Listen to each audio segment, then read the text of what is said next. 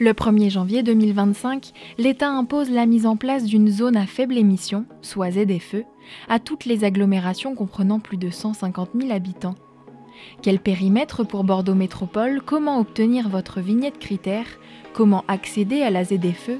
On vous dit tout.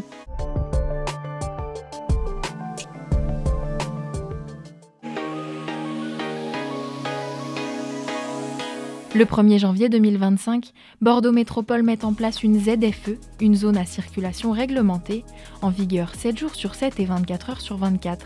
Mais quel est le périmètre de la ZFE? La décision qui a été prise, c'est de faire une ZFE qui couvre le territoire intra-rocade, la rocade étant exclue. Parce que c'est un axe de transit et que ça générerait des difficultés dans les communes autour si la rocade était intégrée au périmètre.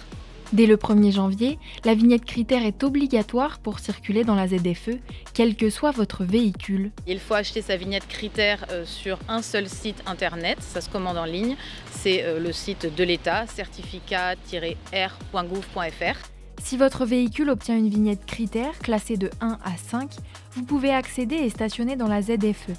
Si votre véhicule est non classé critère, circuler et se garer dans la ZFE ne seront plus possibles. Cette interdiction concerne 2% du parc automobile métropolitain. Il sera tout de même possible de rentrer dans la ZFE avec un véhicule non classé en se garant dans un des 11 parcs relais situés dans l'intra-rocade. Ceux-ci restent accessibles afin de faciliter l'accès aux transports en commun.